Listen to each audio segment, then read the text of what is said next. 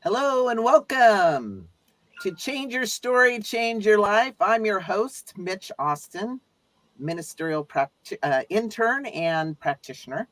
And I'm so excited for today's show. You know, Change Your Story, Change Your Life came out of a program that I offer called Rise and Speak. And what I was noticing is people were getting all these healings when they were talking about the defining moments of their life. Not only the people talking about them, but the audience when they heard people's stories. And I thought, why not do a show? So that's how this show came about. And we have a Rise and Speak class coming online September 14th. And you'll see a little video about it, an advertisement with some testimonials here at the break. Also, I'm going to be in Phoenix September 9th with Sofa Sundays, Reverend Jeannie Sovereigns, and practitioner Michelle Davis. I'm going to be doing Taming Your Inner Critic. So any Phoenix people, give me a shout out and we'll get you connected. So I'm so happy to be here today with Shay Michelle Davis. She's our guest. Thank you for saying yes. I want to tell you a little bit about Michelle. Shay. Oh my gosh, where'd that come from? Shay Michelle. Everyone calls me Shay Michelle. You're welcome to call me Shay Michelle. Just don't call you late for dinner.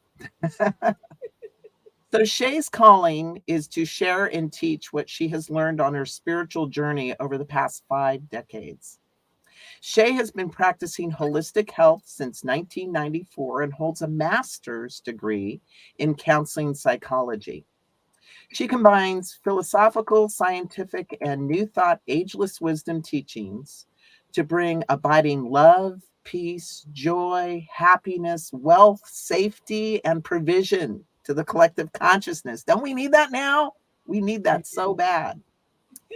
Shay wants everyone to feel as blessed as she is.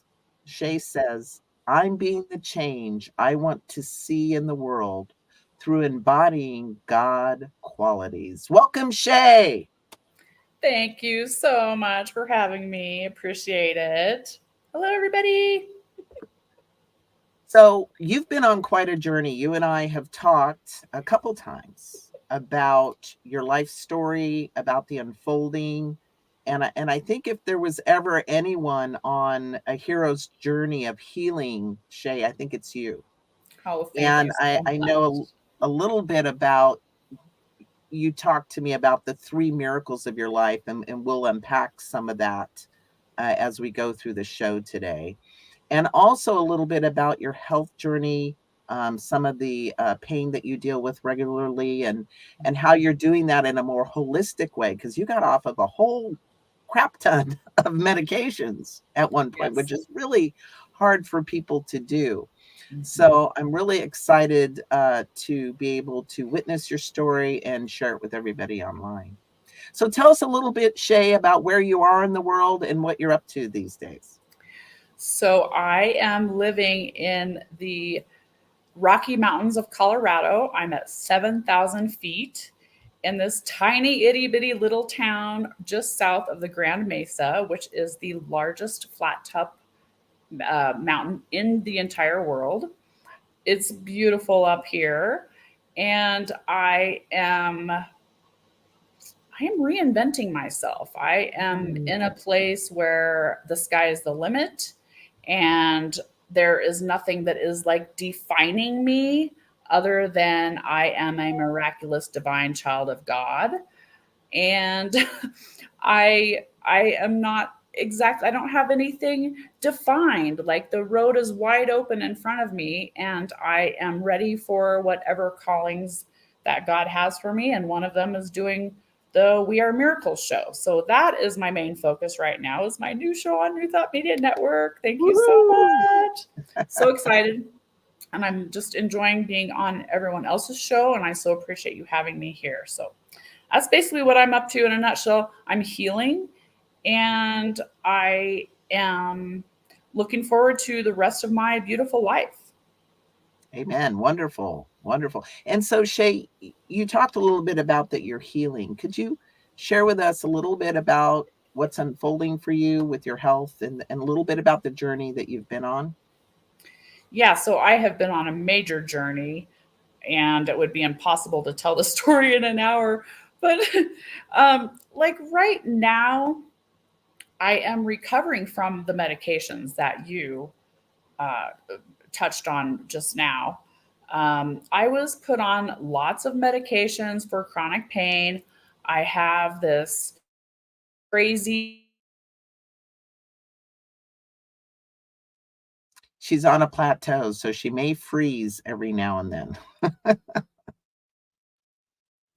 And I think Shay's show starts next week, so be looking for it on New Thought Media Network.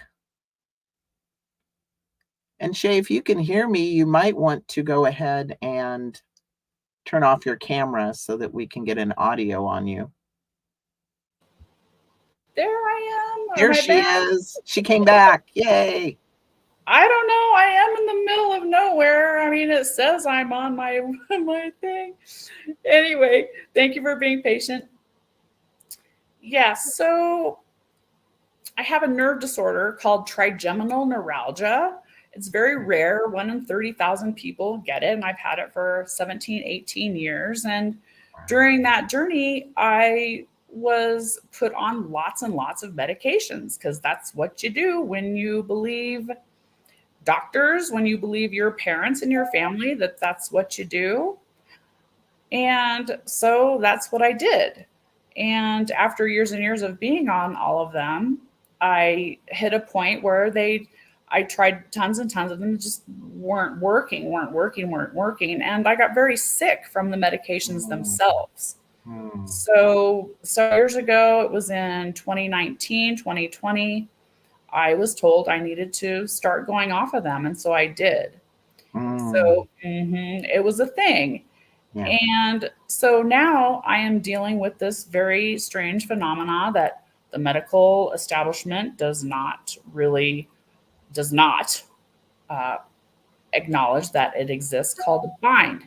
It's called benzodiazepine neurological disorder, BIND.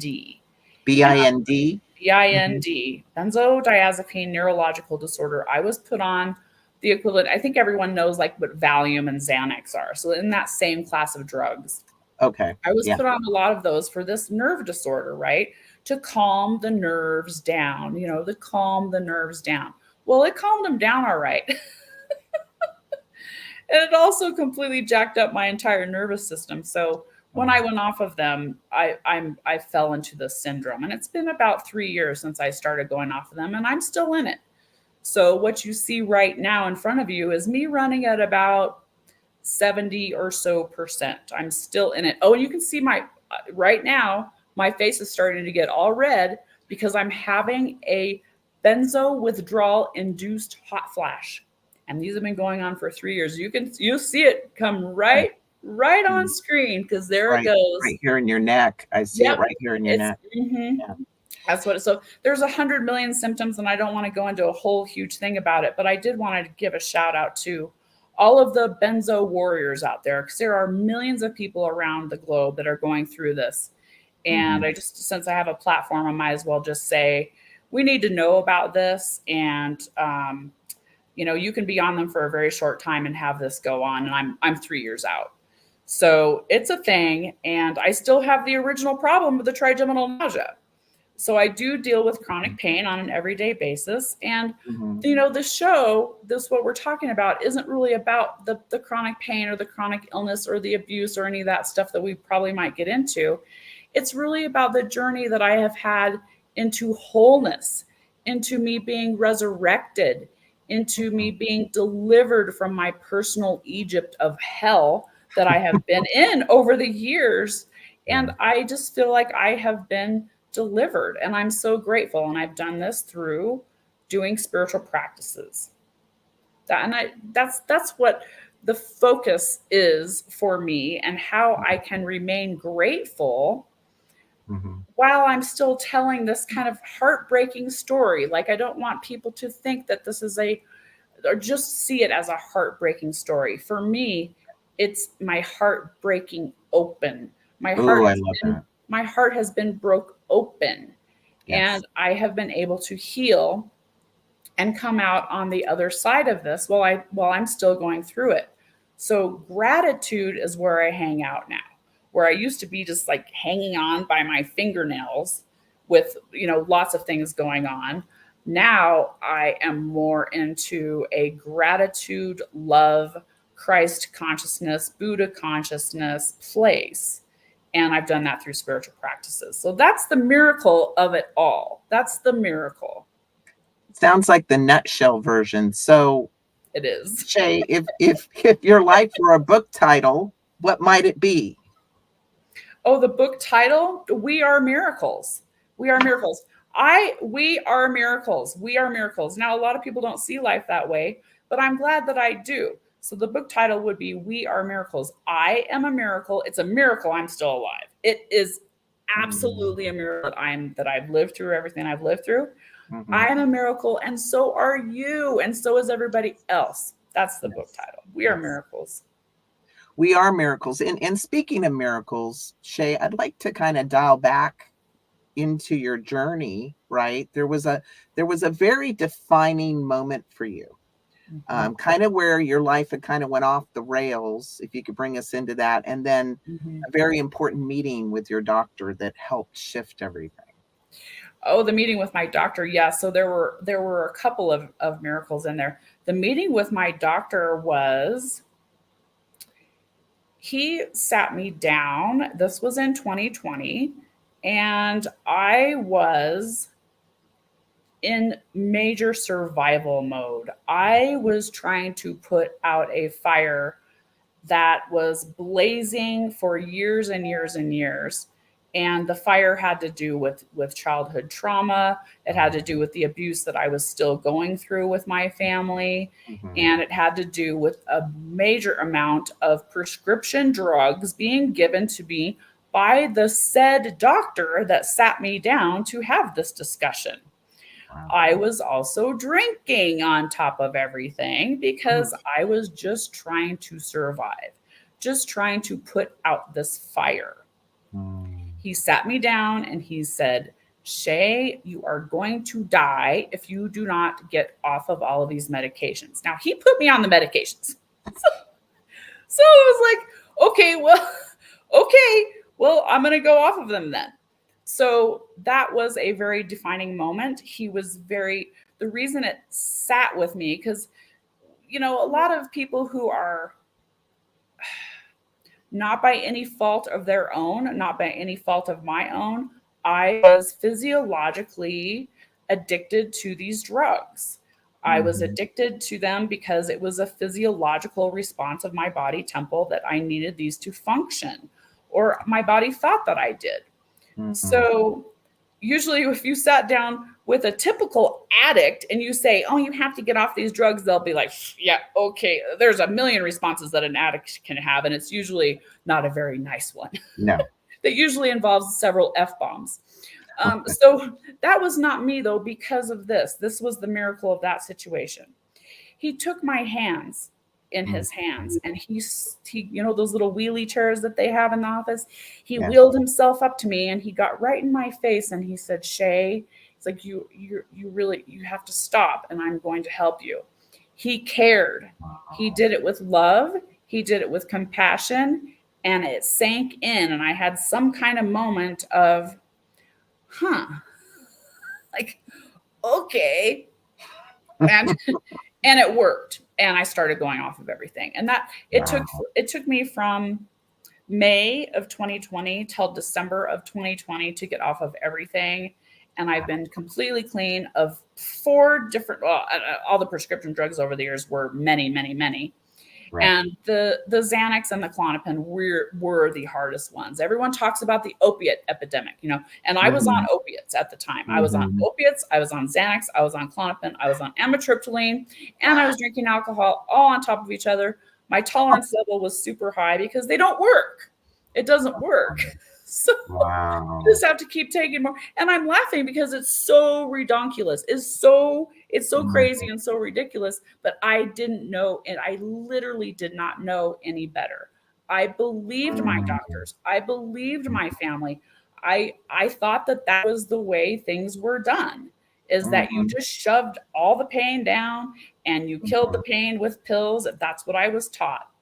So the miracle about that is I forgive myself for not knowing and for damaging my body temple. I forgive myself because I couldn't have known. Now I know. And now I'm going to spread the word. I mean, it's not my crusade. It's not my campaign. My campaign is the miracle of it all. Absolutely. That I made it through. So that's that miracle. Is a giant, because if that conversation would not have happened that particular way, probably would not be here today. Wow, Shay, that's huge. Some of the meds that you mentioned, and on top of it, drinking alcohol. I mean, it really truly is a miracle. Oh, it is. That you're here on the planet. And he was right. I was going to die at some point. I was, it was. I hate to think about it, but I think it's true. I think it's exactly true what he said, and yeah, it had to be the way it was for many, many reasons. So now it got through. That it's interesting how a moment of clarity like that, some small moment. We have so many moments in our life, right? But that one moment of clarity was just enough shift in your consciousness to move you down a different path. A path that if you hadn't taken, you wouldn't be here. Clearly. I mean, that doesn't end well with those medications and alcohol.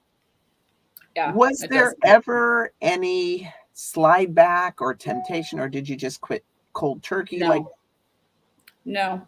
I made a decision. One thing about me is that when I set my mind to do something, I do it. And I always, since I was 16 years old and discovered God, I have always been a very spiritual oriented person. Even during all of that, I was still spiritually oriented. I was still praying on a daily basis. I still had my connection to God. And there was some divine spark inside of me that said, yeah, this is the way to go. And once I made that decision to do it, I just did it. And, I would not have done it any differently. I went off of most things cold turkey. Wow. And that was a mistake. If you look at, it would be a mistake in the medical realm, right? But it wasn't a mistake for me. Because I see people who taper and taper and taper for years and years and years. And then they're in hell for a 3-4 year taper. And then they're in hell more after they jump off the very last dose. And that's for the benzodiazepines. So, I mean, there's no way to tell if I would have tapered, would it have been any different? I just know that it is one of the most torturous experiences that one could ever go through. And I had another miracle in here is that when I made the decision, and I knew that it was going to be difficult. I didn't know it was going to be like this. I didn't know about bind at the time. If I would have known, I would have done things differently, maybe. Right. But I had this is the thought that got me through these past 3 years. If I make it through this, and it was an if I make it through this, I am going to be so grateful. And if I make it through this, I am going to be so grateful. That was my mantra. And I held on to it, and I knew that it was true. So I was using new thought. Then God had me then saying that to myself. And here I am on this side. And I am so grateful I am in jumping up and down moments a lot. Now, this isn't every day. Some days the fingernails are going on again where I'm hanging on with my fingernails. But it's true. It is done unto you as so you believe. And I believe that I would be grateful on the other side of this if I made it through. And I did make it through. I'm still making it through. And the gratitude. Because I'll tell you what, who gets to have the experience of losing their ability to function nearly completely? Just like walking. I lost my ability to walk correctly without a ton of pain for over a year and a half. To have your legs not work and then have them work again is a moment. I am telling you what. So would I change anything about it? I don't think that I would. Because would I get up off of my couch and be like, oh, I just got up off the couch and I am so grateful. So I'm hanging out in gratitude, and I knew that I would be, and that's how I made it through. And also 15 tons of spiritual practice. Well, let's get into the 15 tons of spiritual practice. But first, we got to take a little commercial break, and then we will be right back. And I want to thank Kathy Clark Amos and Wayne Baldwin for joining us. And if anyone has any questions, throw them up. Hi, Kathy. We'll see you in a little bit right after. Don't go anywhere. Right after these commercial announcements. As an audience member, I was struck by how well prepared these new speakers were.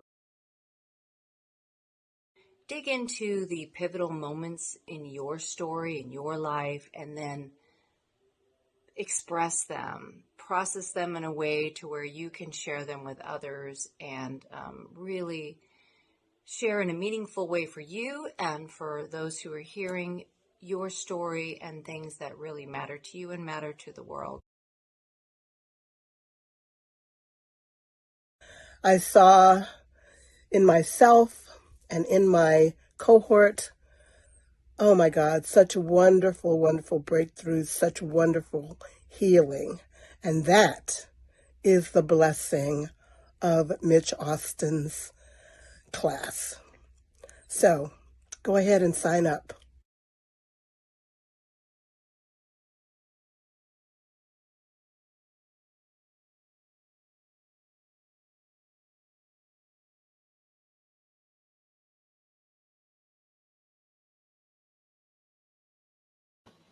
Welcome back to Change Your Story, Change Your Life. That was my first promo video I've ever put together.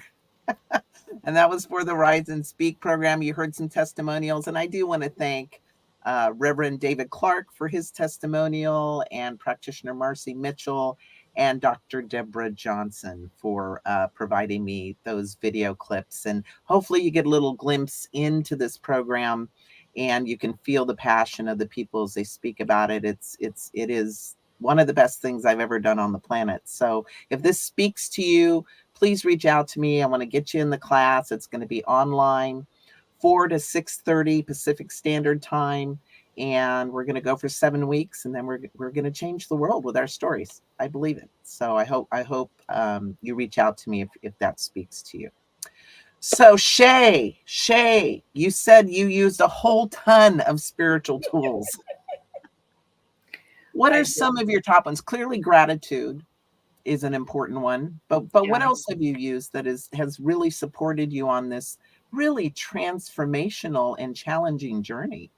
Yeah, I think it would be a miss not to say the miracle that led me to the spiritual practices. That I've always done spiritual practices, and obviously I've been into holistic health since I was 24 years old, which is 29 years.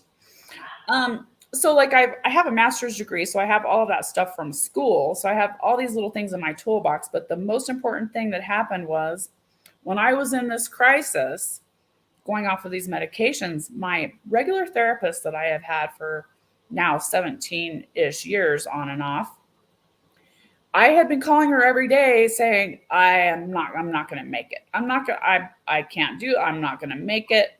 She said, she's woke. This lady is woke. Ellen Woods, I'm gonna call you out. Ellen Woods. Ellen. God praise Ellen. She said, Shay, you need to go to Agape. You need to go to Agape International Spiritual Center. Here's their prayer line. Here's their phone number. And you need to start watching. So I did. I started watching. And I started watching Michael Bernard Beckwith on every Sunday. And I had known him from way, way back in the day. And I was using New Thought back in my 20s. So I knew it and I had been doing it. I just didn't really have the total framework for it. And a miracle happened in there where, fast forward a couple of years, I took a class and forgiveness happened. Forgiveness happened. That was a miracle for me. That forgiveness happened because all of the drugs and alcohol and all that stuff, it was pushing down pain. It was pushing down trauma. It was pushing down the abuse that I had suffered. Yes. When forgiveness happened, I started to blossom and open up. But in order for that forgiveness to happen, meditation, lots and lots of meditation, affirmative prayer, the life visioning process, divine fellowship. Yes. And I was in isolation for a very long time and I needed to be. So I needed to be alone. Thank God for COVID. Can someone say thank God for COVID? I mean, I'm sorry that people suffered and it was a very hard time and it still is. But for me, I didn't have to deal with the world. I couldn't deal with the world. So I had monk time. I went into monk mode and I prayed and I meditated and I did healing work on myself. I sought help. I had therapists, I had spiritual practitioners. So it takes a lot. It takes a lot to go through this and it's not easy. But when I started to get into it and forgiveness happened, I started hearing who and whose I really am. My true identity started to come out and many, many miracles started to happen. So a lot of the techniques I used were a lot of physiological techniques. So tapping, emotional freedom technique, I used a lot of that to get through my whole journey. A lot of EFT, a lot of neuro-emotional technique is something that I learned a long time ago from one of my healer people. And I've been using that very successfully on other people. Neuro-emotional technique. What is that? Neuro-emotional technique, NET. A lot of chiropractors use it. And it is one of the most effective therapies that I have ever experienced. Talk therapy doesn't work on me. It doesn't work. You could sit there, we could talk about it all day and I'll just burst into tears and flip that. It doesn't work. Right. It's physiological. It's in the body temple. Yes. It's in the body. So NET is a combination of Eastern medicine. It works with meridians. Okay. And also it is about classical conditioning. So how we are brainwashed. Now we talk in New Thought all the time about that subconscious stuff that we were conditioned way, way early in our lives. Some people have it worse than others. And NET brings the subconscious conscious so gently, but yet it's, my colleagues used to call me when I got into doing it with a bunch of ladies in about 2009 or 10, I was in a group of a bunch of ladies. I started doing NET and they were blown away. They used to call it quick and dirty, quick and dirty because get in there, get the subconscious belief up. And we don't have to, in the New Thought, we don't like to go into the big old story about the whole thing all the time, right? No. NET allows a little snippet of the story to come up. You don't have to hang out in there. You don't have to, oh, there I go again. Oh, there I am. I got a little circle in my screen. You don't have to wallow in the story. Acknowledge the story, acknowledge the pain, acknowledge the emotional reality of what happened, the events that happened, and then it gets cleared out physiologically of the body temple, physiologically, mental, and emotionally, all throughout the systems of the body. So it's one of the best things. So I use that on myself.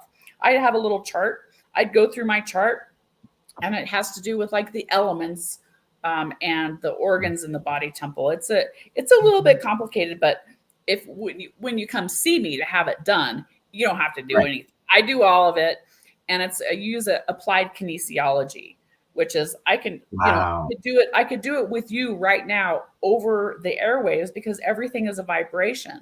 Right. So I would just ask, can I tap into do I have permission to tap into your body temple? You say yes, and I can feel your energy. I'm empathic, so that helps. And I can use muscle testing. I use my own finger to tap into your system. You ever gone to the chiropractor and they hold your arm out and they press down? Yeah. So that's applied kinesiology. So I can find all kinds of things that are hidden from you, bring them up and clear them out. Quick and dirty, they used to call me. Quick and dirty. Just get it out of there. Works really, really well. I love what you said about not wallowing in the story, but acknowledging it. Like what's the qualitative difference between those two?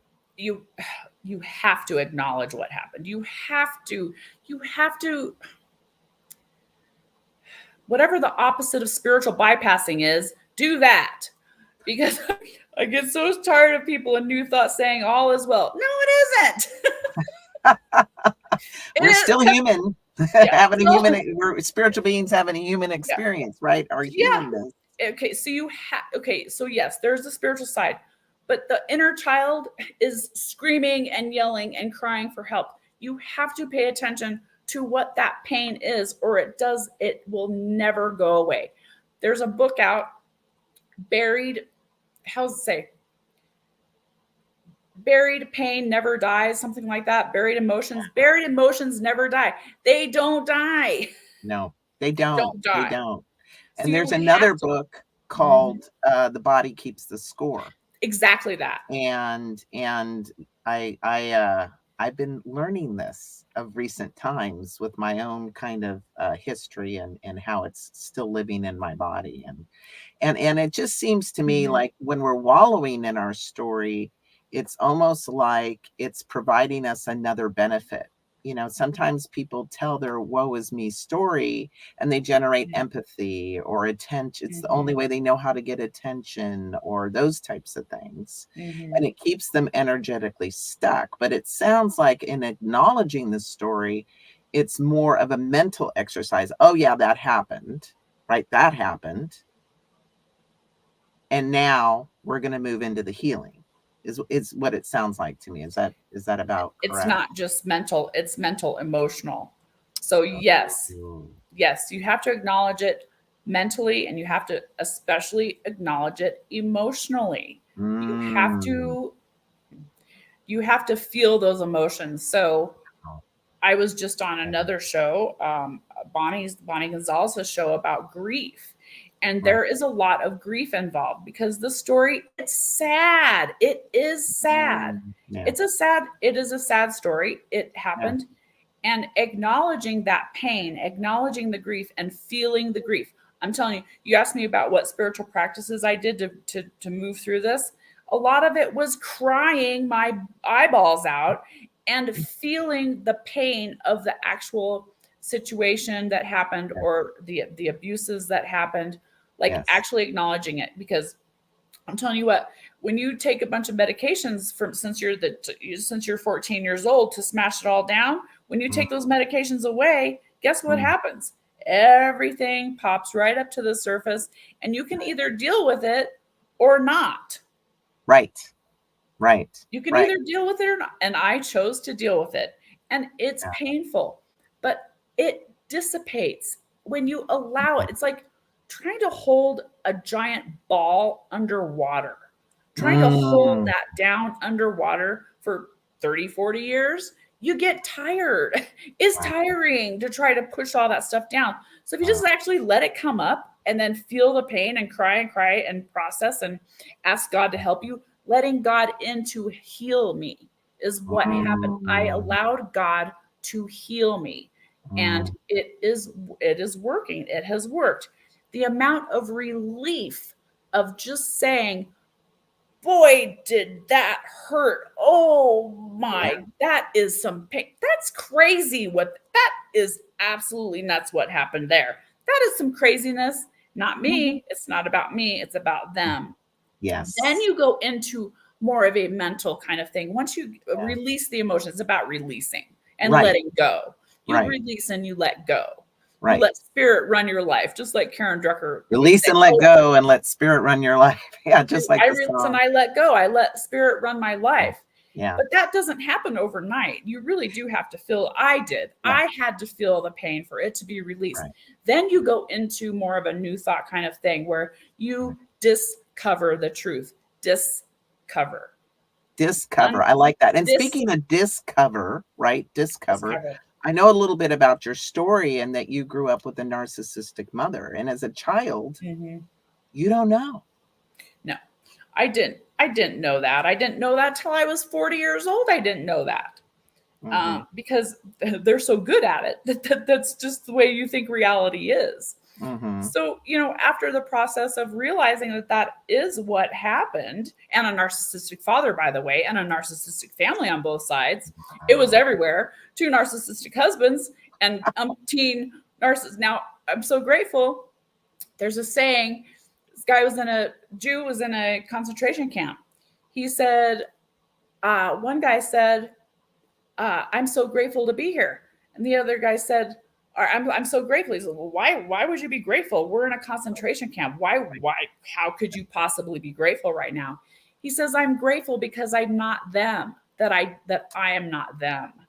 So I didn't turn into them. I went the other way because of spiritual practices. And the cognitive part does come in.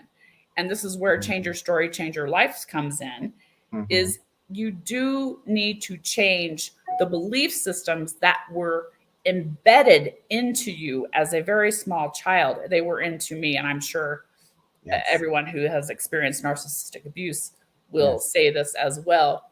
You have to replace that kind of stuff with the truth.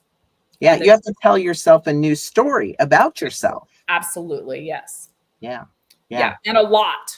And it takes a lot of repetition. Like I was talking about in NET, it works with classical conditioning. Classical conditioning takes repetition. It takes repetition. So if I was conditioned for 40 plus years to believe XYZ, it's going to take me a few minutes. It's so ridiculous. It makes me laugh. It's going to take me a few minutes to undo that and replace that story with the truth. I am a divine child of God, he is well pleased. My life has meaning. I'm beautiful inside and out. And I can do whatever I set my mind to. I can help people. I can contribute. I can be a beneficial presence on the planet. And that's exactly what I'm doing. Amen. Amen to that, Shay. Thank you. One thing, that I've learned about forgiveness journeys is it's one thing to forgive others, but it's a whole nother kind of animal, I guess, to forgive yourself. What was that like for you? Was one harder than the other, easier than the other? It was really difficult to forgive my family. I didn't want to. I didn't want to. For years and years, I just said, I'm just not going to. I'm just gonna hold on to this resentment and this anger and this rage. I'm just going to hang on to it because I read somewhere. I had read somewhere, and this is about beliefs. I had a belief that I could hang on to the unforgiveness and still heal. Well, come to find out, I was wrong. It couldn't work that way. So I didn't want to. I took a class from Reverend Michael, and the very first module was victim consciousness. So I wasn't going to make it through the very first module of the class unless I got it together and forgave these crazy people. So I began with willingness. I just said, okay, I am willing. Oh, and I lost my train of thought. I read somewhere. Oh, I just say that you could forgive your molester. Yeah, no, I don't think so. So somewhere along the line, I read that you didn't have to. That that's phooey, and you don't have to forgive this person for this horrible, unforgivable thing. And further along I got in my journey, there was no way that I was going to come out of victim consciousness unless I forgave. And I opened up in the class and I told Reverend Michael, I said, I don't want to do this. I'm afraid to do this. I thought it was a protective mechanism. Yep. Like, if I forgave them, then it would open me up to more of their abuse. And that just isn't true. See, it's not true. Yes. So we tell ourselves these things, and I don't know where it even comes from. I don't even know. Mass consciousness, probably. And people who tell us these things. And I just said, I'm willing. I'm willing to try. I'm willing to try to forgive. And during that 3-week process, Reverend Carlton Tebout was over in the chat, and he knew it was me saying these things. And he sent me a private message, and it said, I'm holding you up high, Shay. I'm holding you up high. And that hit me. That hit my heart. And I had support, probably for the very first time in my whole life that I really had, really some real support. Right. And when one cannot see the light at the end of the tunnel for themselves, in New Thought and in our spiritual philosophy, it's possible to hold that person in their light until they find their own. And that's what he did for me. And 3 weeks later, I said, I forgive you. And I forgave. I forgave for the first time. It's not a one and done. Wow. I forgave for the first time. And I really started to heal after that. I really started to heal. And I had help. And I was praying. I was meditating. And the class, I don't know if you've ever taken any of these consciousness classes, but they put you through the ringer. And they make you don't tell anybody. Well, you have to know. That's the secret. You don't want to They make it look at who you think you are, right, and who you might really be. And I started to see that. I forgave, and I really, really started to heal. The rage dissipated, the anger dissipated. The self-loathing dissipated. So a very long answer to your question is, it was harder. I think it was harder to forgive my family. So I forgave my family, and then I forgave myself. And I really had to work hard on forgiving myself for damaging my body temple. Right. But like I said before, I didn't know any other way. That's what I was conditioned to believe. It is what I was conditioned to do.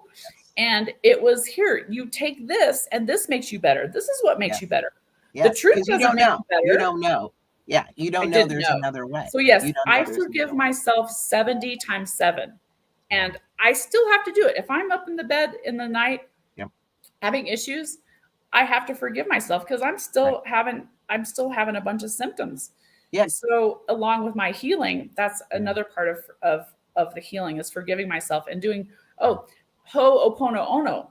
Oh, let's get back to that in a second. We're going to jump in here in 1 second. We need to go to commercial break. And this commercial, you're going to see Shay's commercial for her show that's up and coming, the Miracle Show. So we'll be right back. And then we're going to talk a little bit about Ho'oponopono, if you don't know about Ho'oponopono. So don't go away. We'll be right back.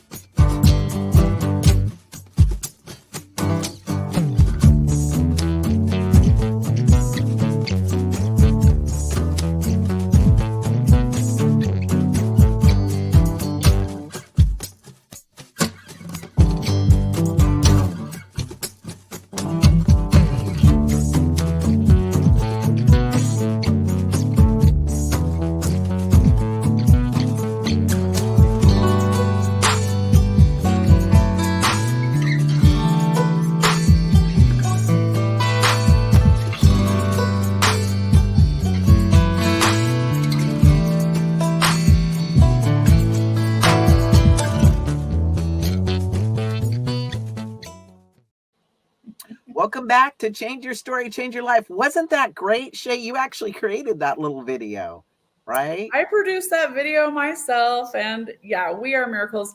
And what I'm talking about through this show is what I had to do in order to be able to see my life as a miracle, to be able to even see that.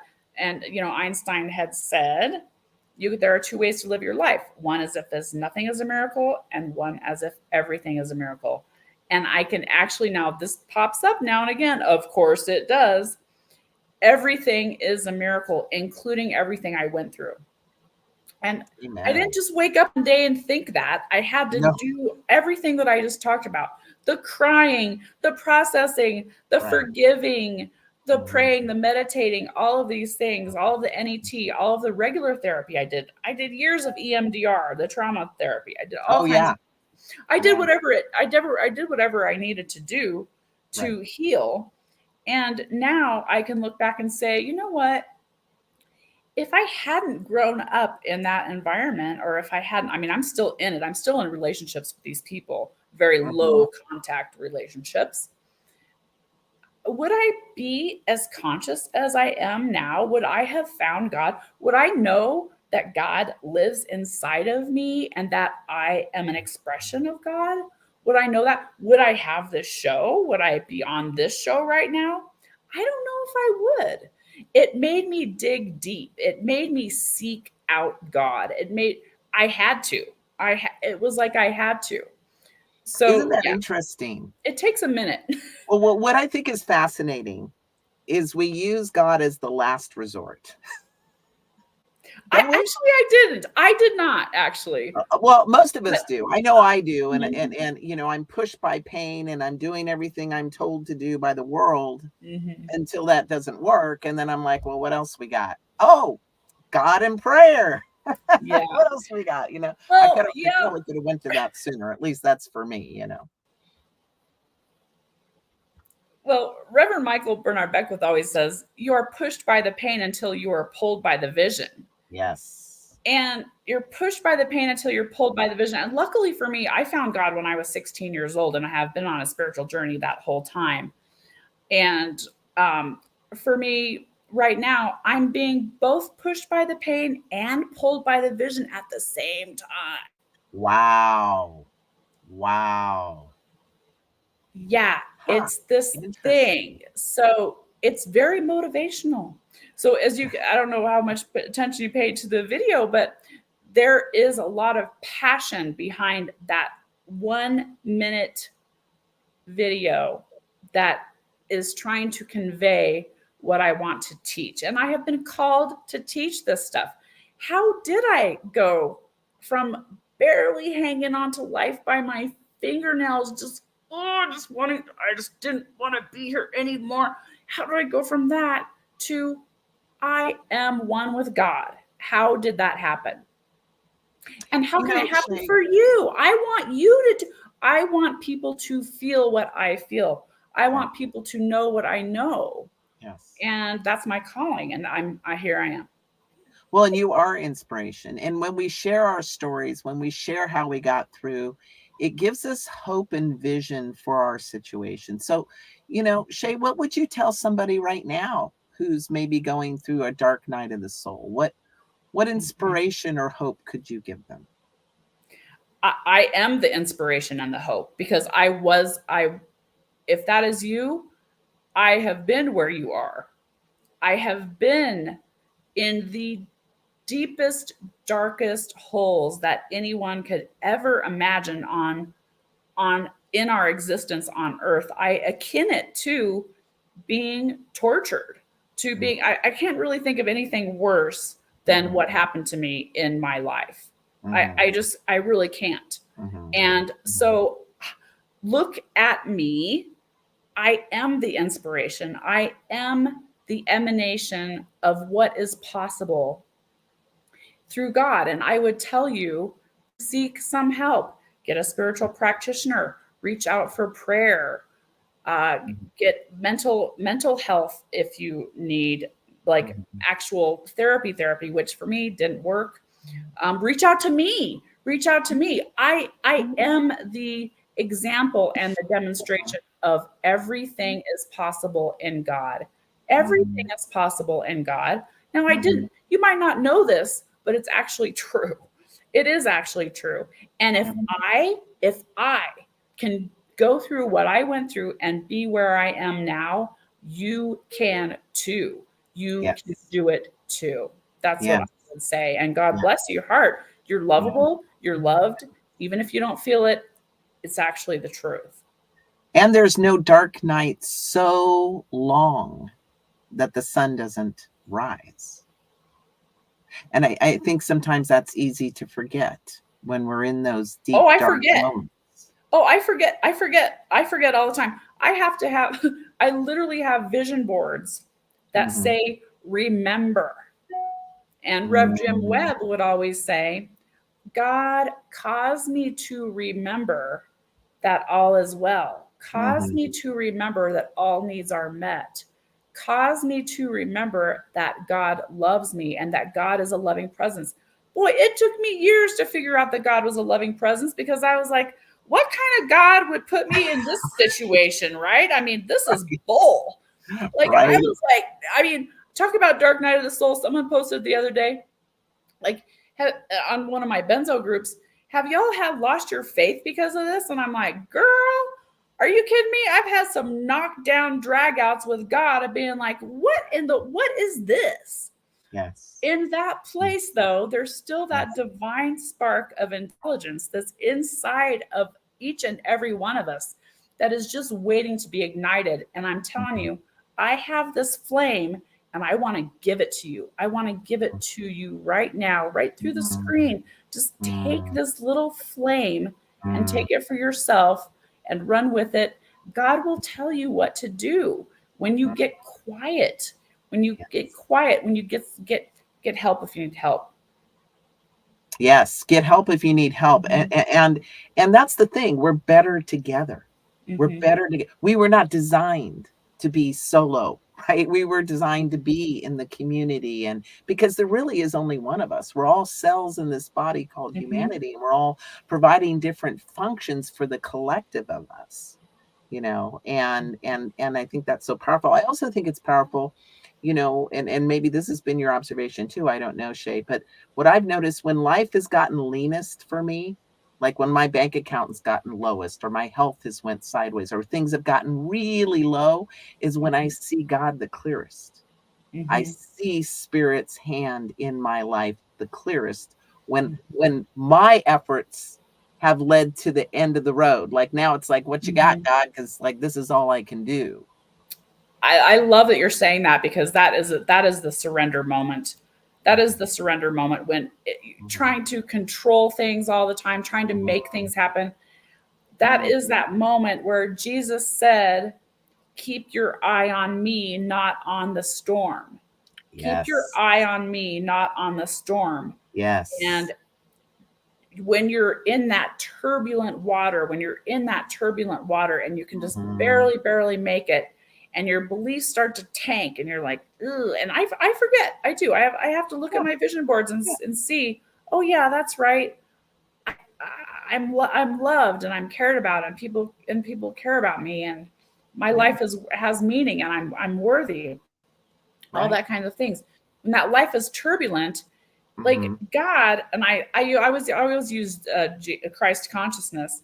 Right. Jesus' hand is right there. You just have to grab onto that hand and put your will lives in your throat chakra. Turning over your will to God's will is the most powerful thing that you could probably ever do, because we don't have the power to do it just like by ourselves with our humanness. The humanness is limited, right? The humanness is limited. It is limited. Yeah. So you know, that combination. Yeah. So, Shay, someone comes to you and they're writing the book of life, and that this book is going to serve as inspiration and hope for others that come after you. What story from your lived experience would you want to include in that book moving forward in all of eternity, and why? The story that would most be helpful to others is the miracle story, is the moment of knowing and feeling that I have been delivered from my personal Egypt, that I have been delivered from slavery, that I have been resurrected from a life that was just barely hanging on, that it's a miracle, that I am a miracle. I am a miracle, and so are you. And why I would share that is because ultimately it may save a life. Yes. Ultimately, it will empower people to move forward, even though it seems like everything is in a giant hole that there's no way out of. Because Right. when we're in it, we think that there is no way out of it. But Yes. I am living proof that there is a way out of it. And I would just want everyone to know that miracles do happen. They happen to me, and they can happen to you. Amen. And they're just a thought away. Just They're the thought, just a just a thought little away. shift in our thinking can Mhm. really change what we see, what shows up, and how we begin to move in our life differently. So, Shay, how can people connect with you? Wonderful story, so much rich spiritual nourishment, so much light and love you have to give. How can you be reached? Thank you so much. You can see on the screen, I do have a business called Rocky Mountain Holistic Health. You can find me on Facebook. I am in transition. I am reinventing myself. So, yes, I am open to helping. I'm open to teaching. I'm open to being a mentor. You can reach me at Rocky Mountain Holistic Health. I don't think you have my email there. I usually don't do email too much anyways. I also have 2 other businesses. I'll just jump in there real quick. Happy Campers is also on Facebook. It's one of my humanitarian philanthropic efforts. And tinycastlehomes.com. Tinycastlehomes.com is my other business. That sounds pretty cool. Maybe we need another show for that one. Oh, that's a whole nother story. Well, thank you for coming on the show today. And I want to thank New Thought Media Network. Please support New Thought Media Network, not only with viewing all the shows, but some of your treasure. If you can donate a little bit to the network, that helps it all keep going forward. I also want to thank 18 Source Studios, where I'm broadcasting from now, where they do very high professional audio-visual productions here. I want to thank Laura Brzezinski, who's our producer. She did an amazing job for us today. And next show, guess who's on the next show? Yeah, me, this person. Oh, and Reverend Renee is going to be the person asking me questions. So thank you, Shay, for bringing up that I hadn't talked about my story. So that's going to be next week, 11 a.m. Pacific Standard Time. Until then, share your light and share your story. Bye, everyone. Thanks for watching.